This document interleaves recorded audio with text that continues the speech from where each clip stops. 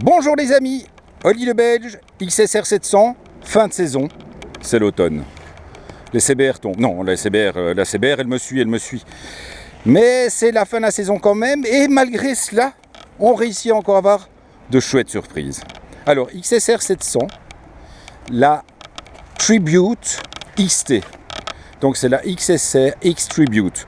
Donc on est resté sur un petit peu la mode des bonnes vieilles petites motos.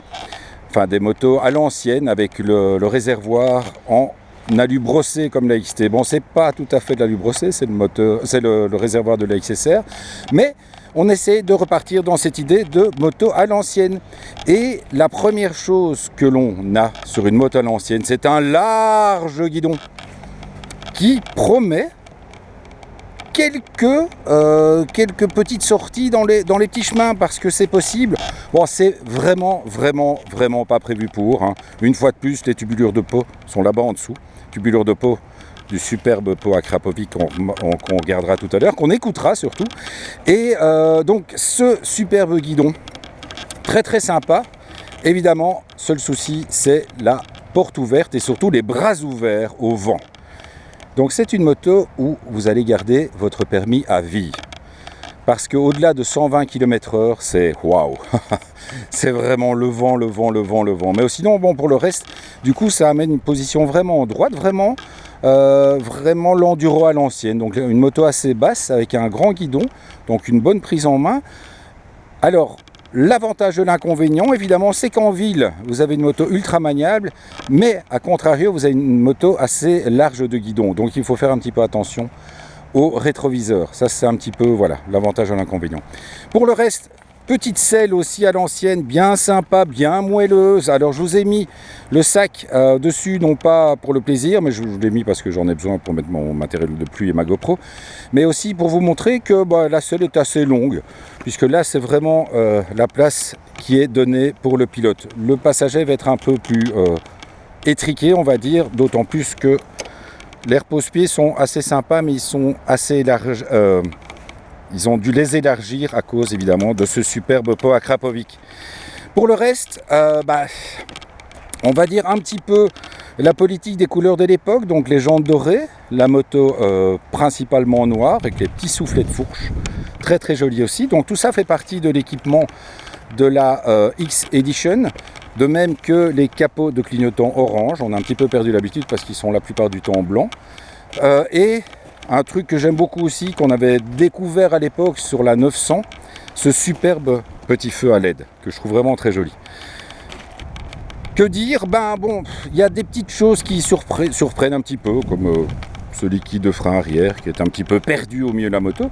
Mais pour le reste, on retrouve l'idée de la XSR 700, enfin, plutôt de la MT-07, le même moulin, même puissance, mais je dois dire que j'ai l'impression, c'est souvent une impression, que grâce à ce pot, la moto va vraiment encore mieux. Je ne sais pas, c'est vraiment une impression, mais je trouve qu'en première, deuxième, elle est même presque nerveuse à monter en wheeling. Bon, ça c'est aussi de nouveau la largeur du guidon, et le guidon qui est placé plus en arrière, évidemment le poids est plus en arrière, donc à l'accélération ça a tendance à plus lever. Mais non, c'est pas non plus violent, hein. On n'est pas sur une MV Agusta ou un truc comme ça, hein. Donc c'est quand même très à l'aise. Pour le reste, donc le petit tableau de bord en noir également.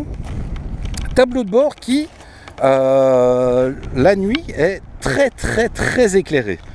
Alors c'est une bêtise, mais franchement, la nuit il est presque aveuglant ce tableau de bord. Bon, c'est le tableau de bord qu'on connaît, hein, qu'on a déjà retrouvé sur toutes les XSR, avec le compteur, contour, toutes les infos intéressantes. On en revient à ça. Voilà, regardez, ça c'est discret, hein, on est vraiment très discret. Déjà quand on se rapproche, ça fait bon.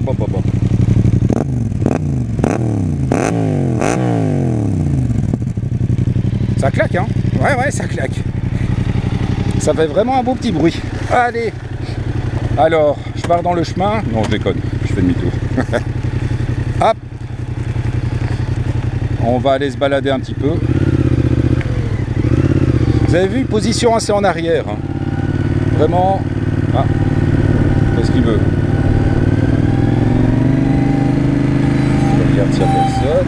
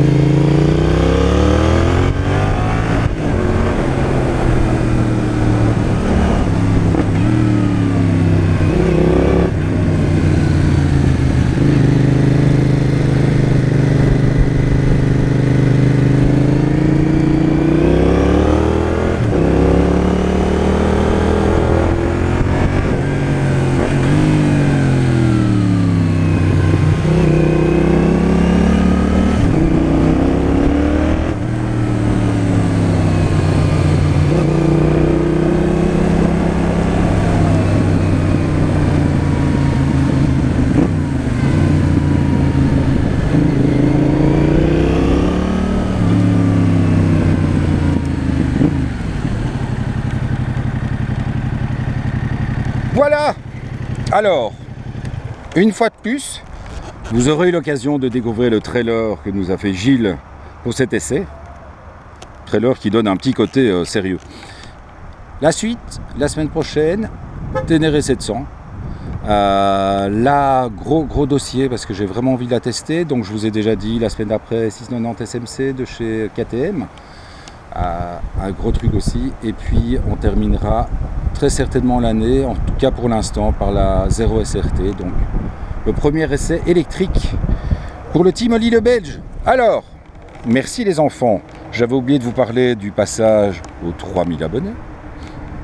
Ça fait plaisir. Aux 2 millions de vues. À tout, on a tout. Voilà, et ça s'engueule devant moi. Déconnez pas les gars. Bon, et à bientôt. Ciao le loulou. Bye.